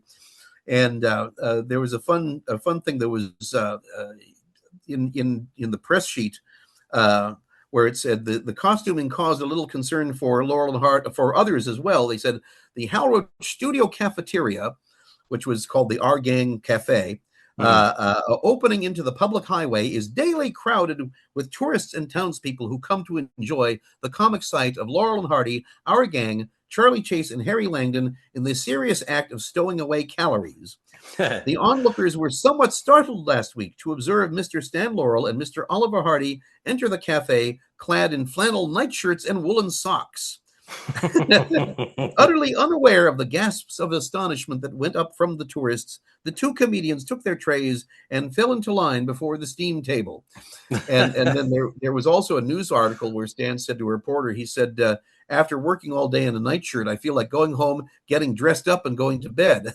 Yeah, that's it. Yeah, that's great, isn't it? So, I love that. How wonderful is that? The Our Gang Cafe, though, to have been able to just popped in there for some lunch and just seen all the stars. I mean, I find that whole thing just so incredible. And I've scoured the trade papers and the newspapers for photograph. I would love to see this. And there's hardly anything.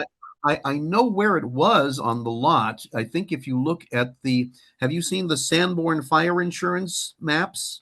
You know what those are?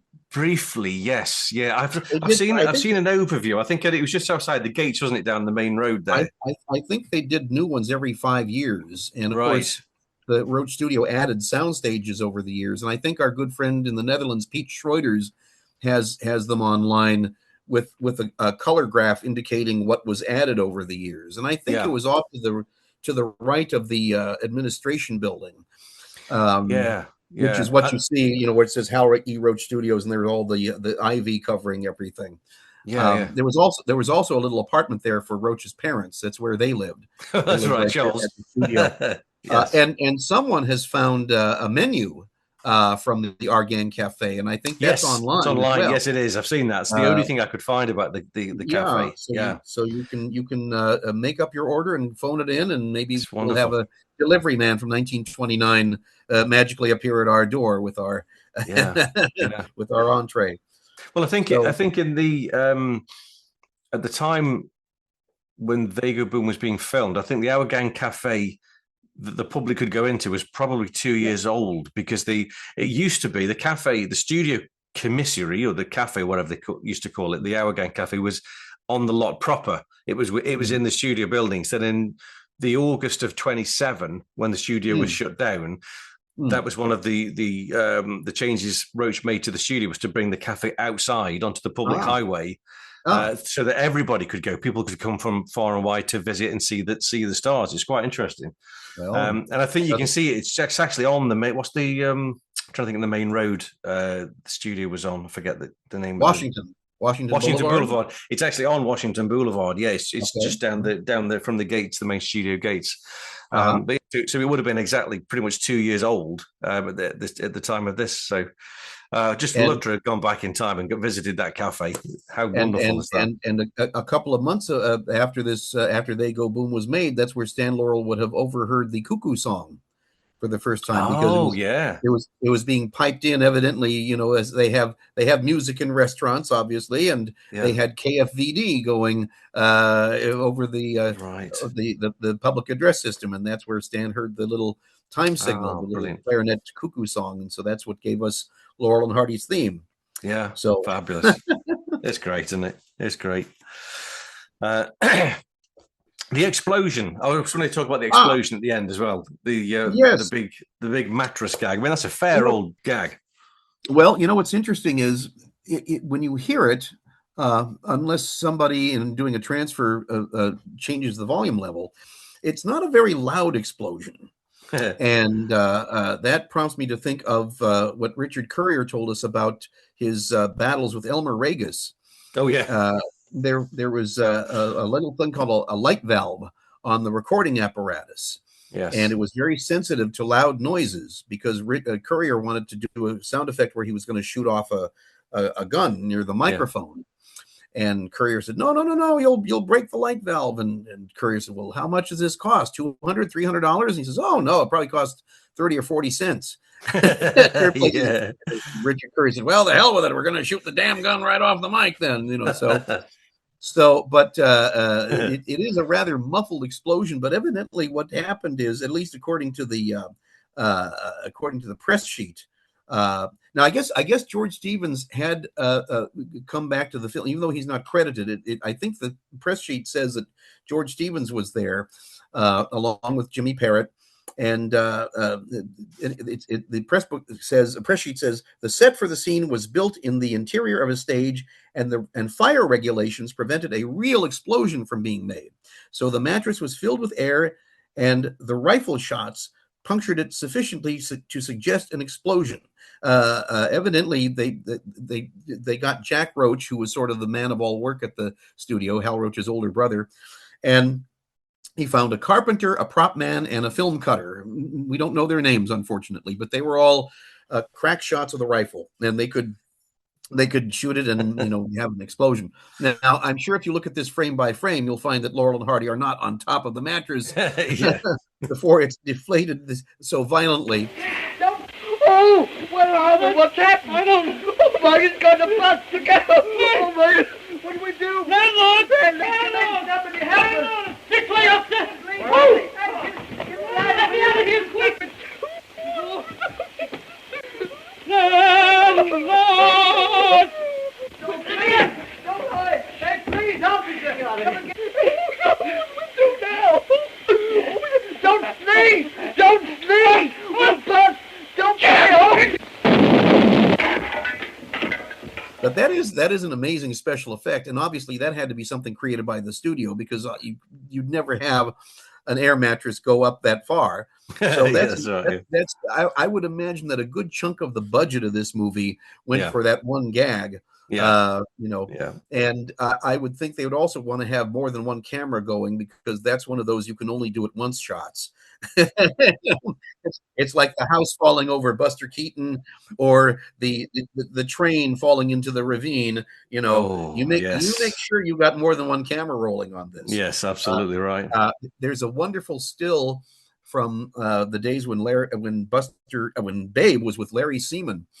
And Babe was an assistant director on this film, and you've got 5 cameramen, and they're all sort of in like a ditch, and he's got 5 cameras going on this. And I said, I don't know what they're shooting, because the film that we're working on is lost.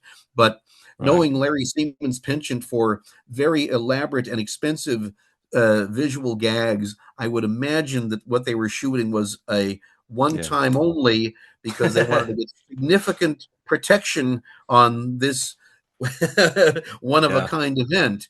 I mean, that's the old joke, is that Cecil B. DeMille is working on one of his epics, and he's got a great scene coming up where there's going to be a great explosion. It's going to destroy the entire set of the movie, and he's got 3 cameramen, and the first guy, they go, okay, roll them, and they do the explosion, and then he says to the first cameraman, says, did you get it? And he says, sorry, CB, my film jammed. And then the other guy says, sorry, CB, the explosion caused my lens to crack. And he says, what about you? And the third guy says, ready when you are, CB.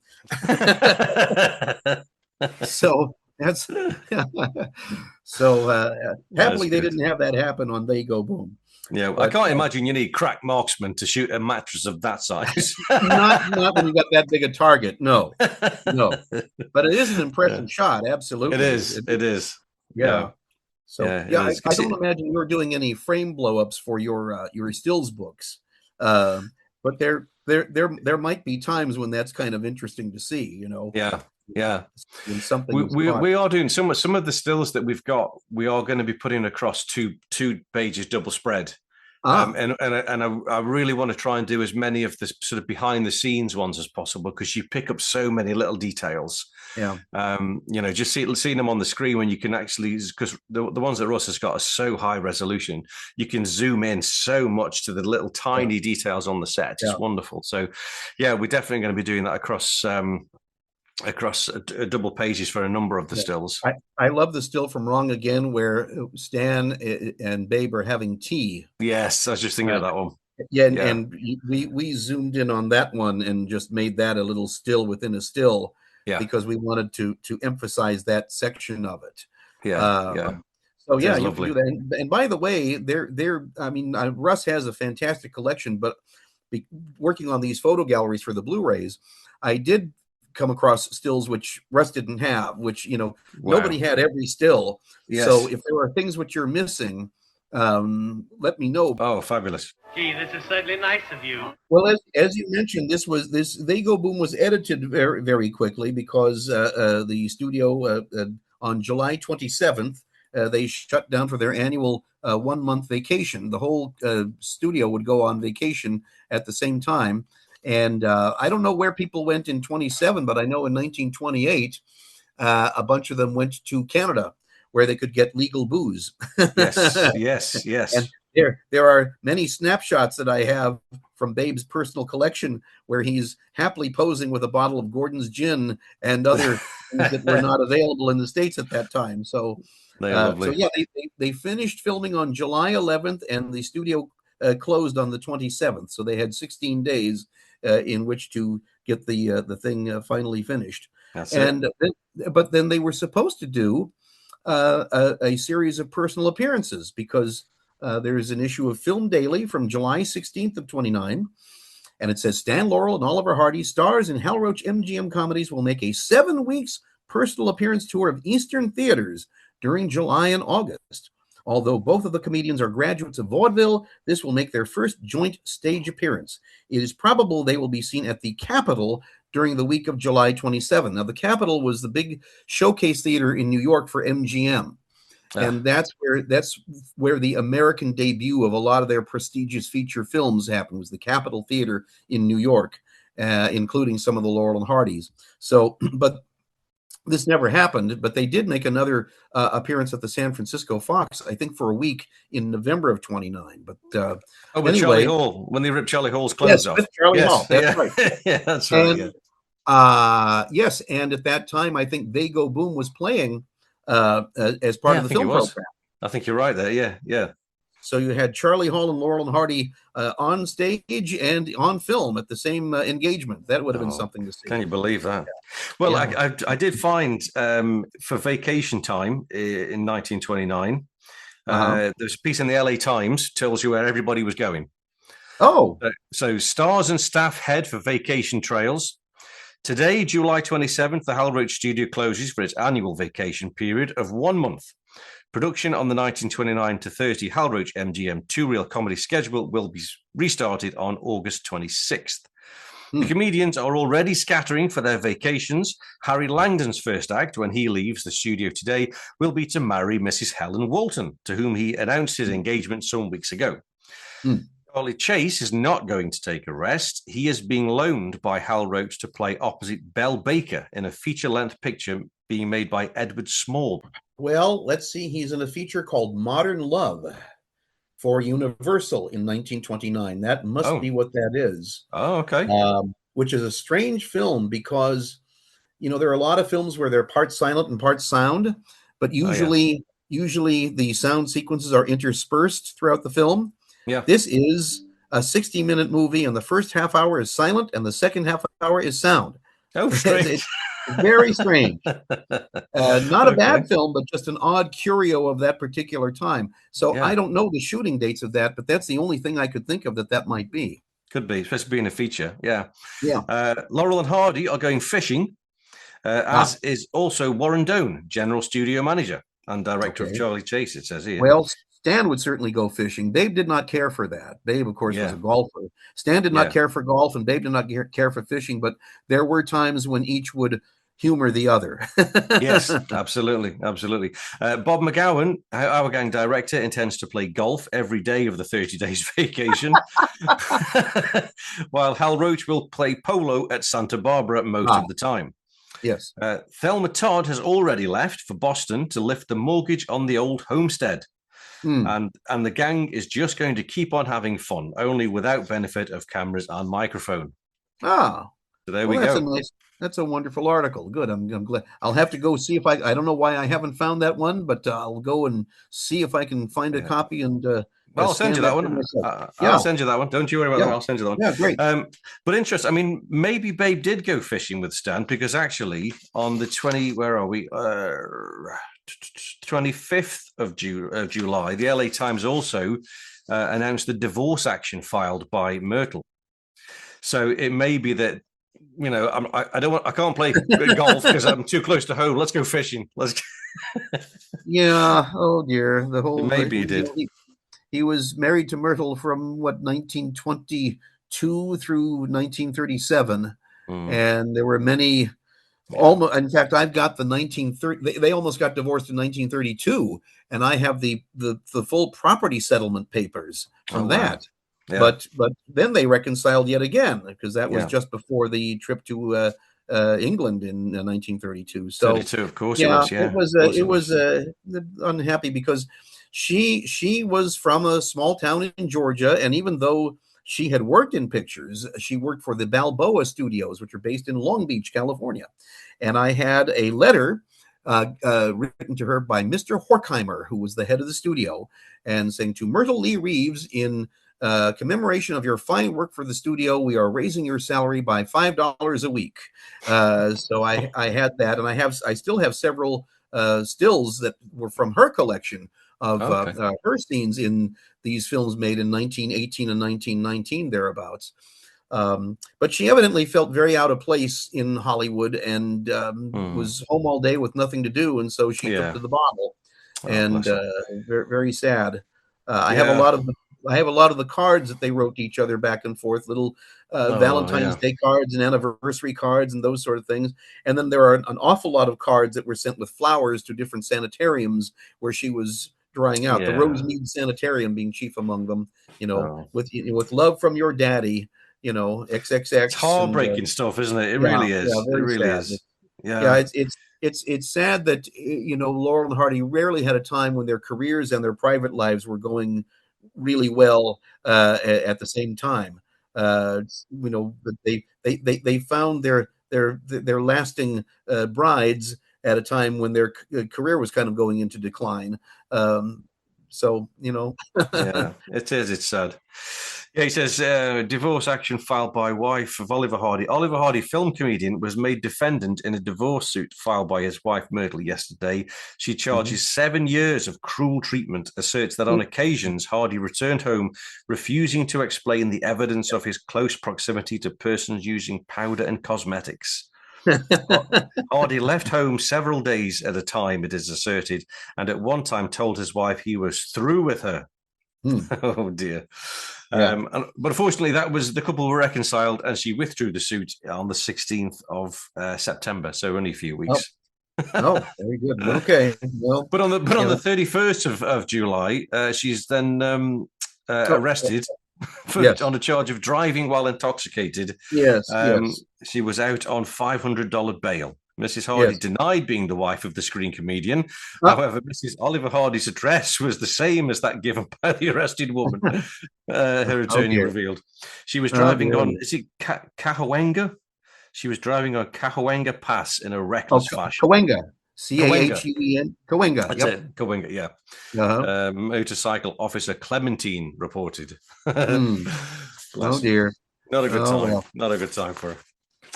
Well, and it makes you appreciate Laurel and Hardy's performances all the more when you know what was going on in their private lives.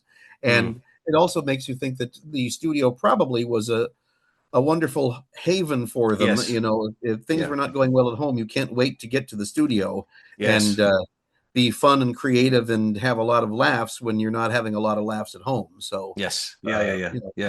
I find that whole thing, that whole side of things, incredible that they were going through such personal torment, you know, and torture, and yet they are able to just leave it at the gate and just go into the studios and just forget it and make the whole world laugh, you know. Just wonderful that they're able to do that. I had my problems with the Stan and Ollie movie, but I'm glad that it was not something about all of the divorces. Yeah, that's true. No one has done the Stan and Ilyana story. We don't really need to see that played on the screen. So, oh dear. That's good. So, That's good. So in any event, I think we pretty much covered They Go Boom. I think so. A good short, maybe not one of the all-time greatest of the Laurel and Hardys, but an example of how you can mine 20 minutes of good solid comedy out of a not too promising premise. Yeah. And again, it's almost entirely a two-man show. Mm. That's another thing, is that Charlie Hall does come into play toward the end of the film, and at the very end, there's Sam Lufkin is one of the three policemen, and a guy named Jack O'Brien is the fellow who lives on the floor above them, who he falls who's through, hanging from the ceiling at the very end. He must have been a bit of a stuntman, because he's also the guy who trips over the suitcase in Birthmarks when they're at the train depot. Oh, right. Yes. Oh, that's him again. It's a real fall, and you just Brilliant, go, boy, can that guy take it? So was he in relation to Matt O'Brien? He was one of the executives of the Hal Roach Studios, and a childhood friend of Hal Roach's. Well, I would leave that to Richard Bann. Richard would probably be the guy to know that. Yeah, but just a but thought. there were a lot of O'Briens back then. Yeah, but there were. Patricia Ellis, who plays Mrs. Gilbert in Blockheads, her real name was Patricia O'Brien. And, okay. And she got a contract at Warner Brothers, but they said, you're going to have to change your name because we already have a Pat O'Brien. Oh, right. Okay. Interesting. The Pat O'Brien who's making all the films with Jimmy Cagney. So she couldn't be Pat O'Brien. She had to be another name. So brilliant. That's great. There's one thing just at the very end, and it's absolutely nothing really in the overall scheme of things. I wish that it would have just faded out, the explosion. I don't like that little bit at the end when they sort of rush in and arrest these two men. It just kind of peters out with just big boom would have been great, and just fade out. Sneeze! Don't sneeze! Don't fail!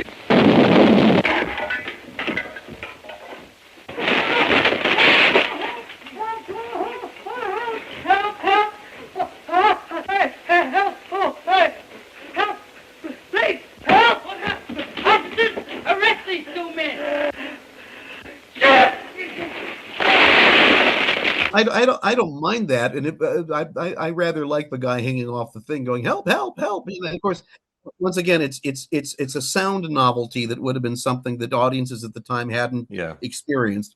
And there is a still which further shows Laurel and Hardy sitting in the rubble afterwards.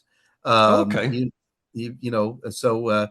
just as there's a still from Them Thar Hills showing Ollie having come out of the hole that he dug for himself after with the exploding alcohol from the well. He flies up, and you never really see what you see his feet.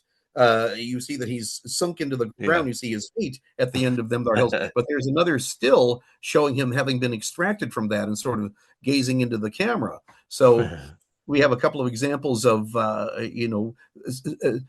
action happening after the film is over.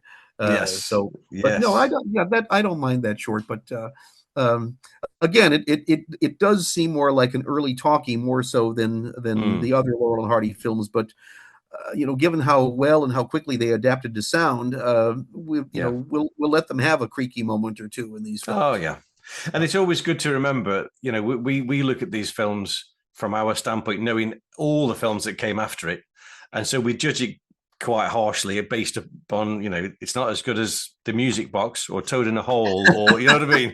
But actually, for audiences of the day, this is the next one they've been waiting for, so they probably would have lapped it up. And also, we cannot have the reaction that 1929 audiences would have, not being accustomed to sound in films, the surprise element, because we take these things for granted now. We've seen thousands and thousands of movies our whole lives, almost all of them talkies, and so something that was a real novelty back then doesn't strike us as such because we are so used to them. So you have to kind of put yourself back in that frame of mind.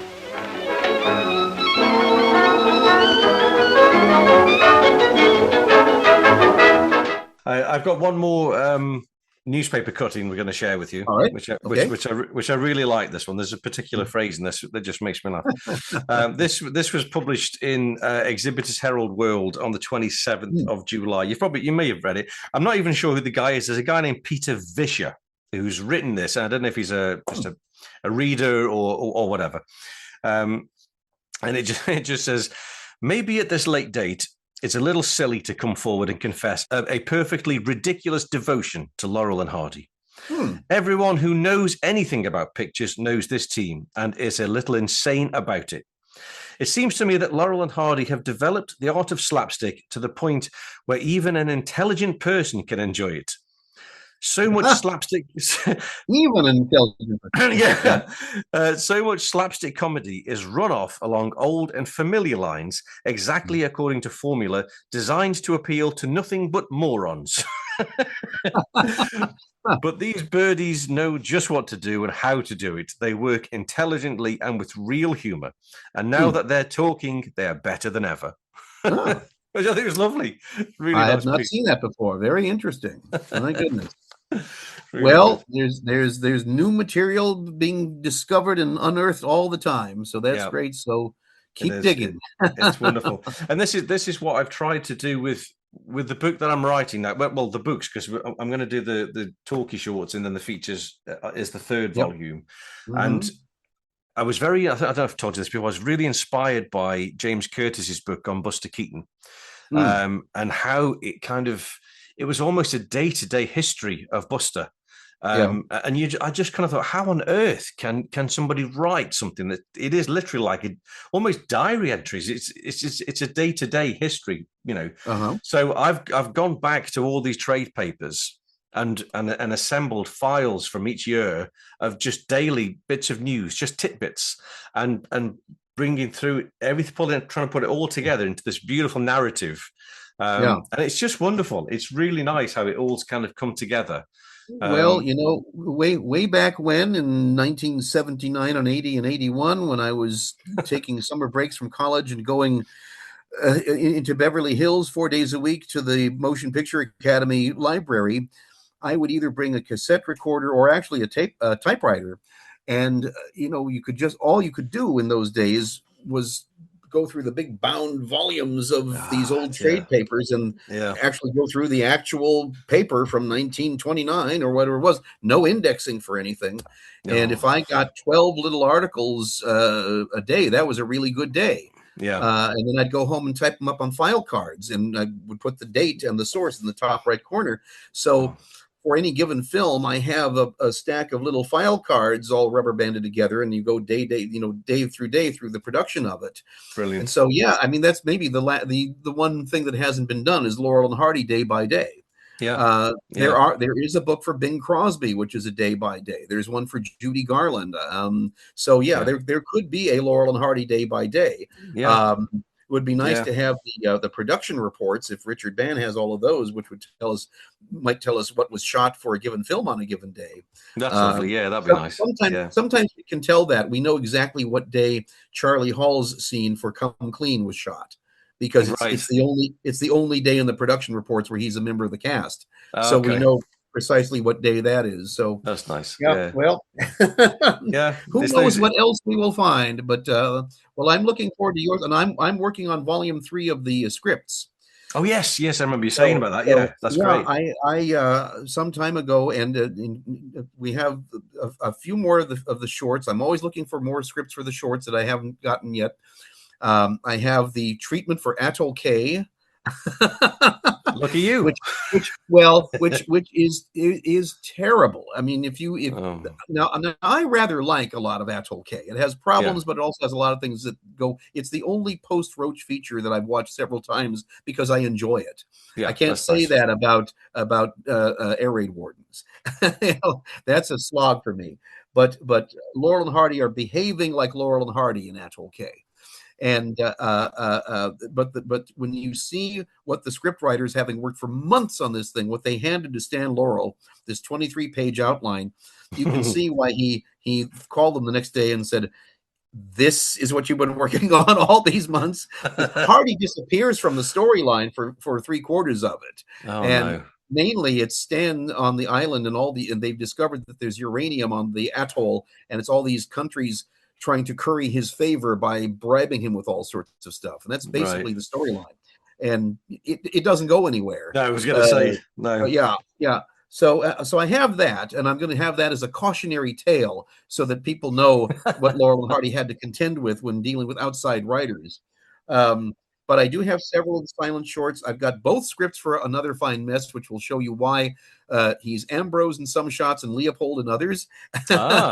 Lord Plumtree. Yeah. Right now I'm working on typing up the script from Saps at Sea. I have that, and I have Chump at Oxford, and I'm thinking about whether or not to use Bohemian Girl, because that was a very good and very different script.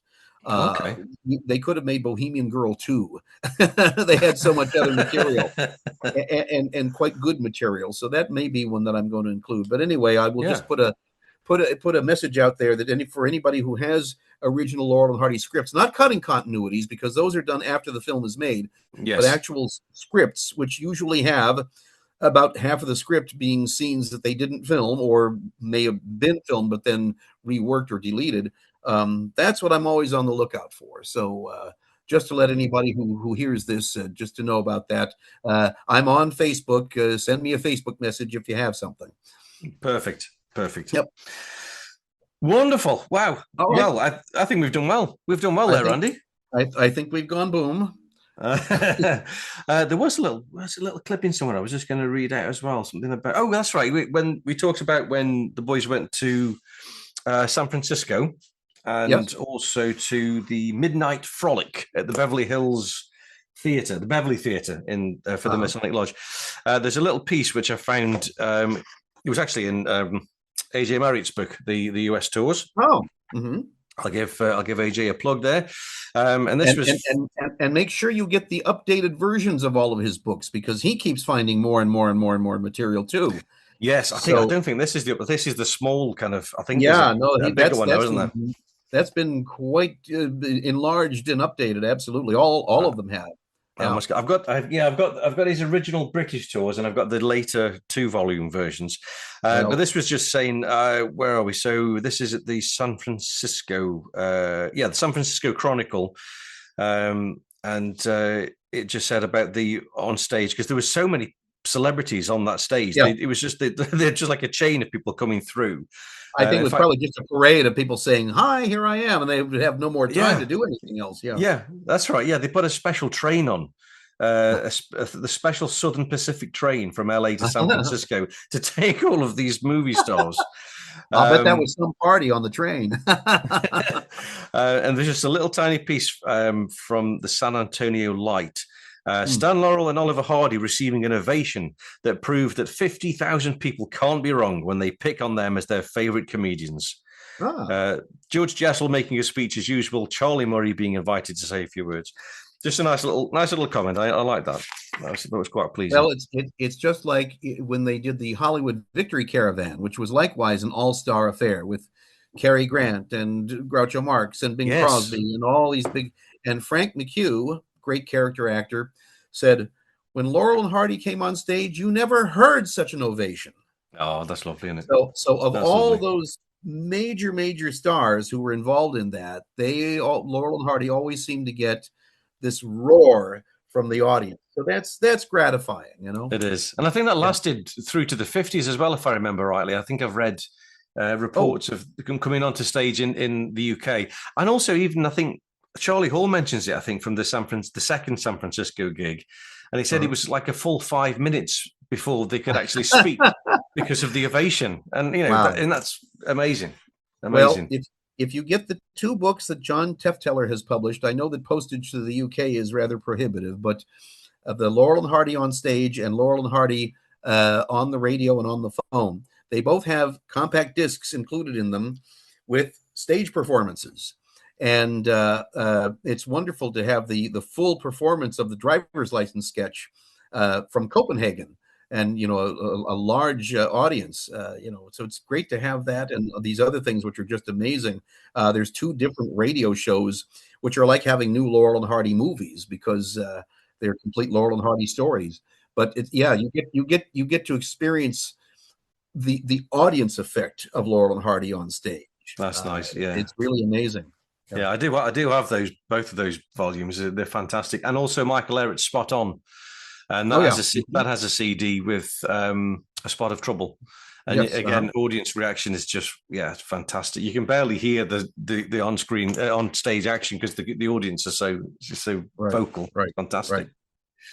Wonderful, Randy. Thank you so much. I'm trying to think if there's anything else I wanted to ask you before we left. Well, I'm always here whenever you need me. So, shall we reconnoiter and we'll talk about the Huskow another time? How about that? We'll do the Huskow.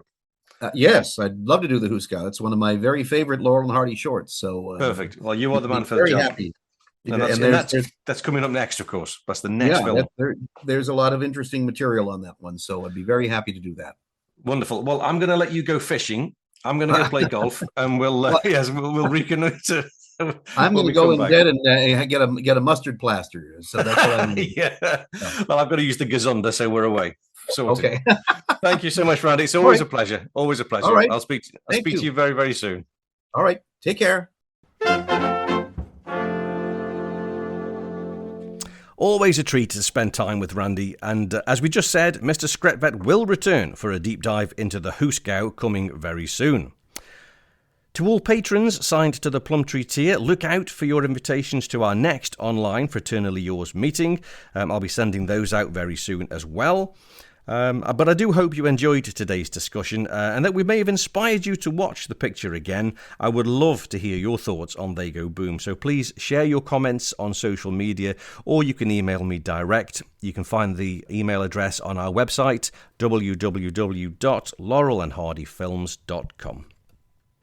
So all that remains is to thank our special guest once again, Randy Skretvedt, for joining us and imparting his knowledge and wisdom once again. Thank you to Basta Music and the Bohunks Orchestra for the wonderful music.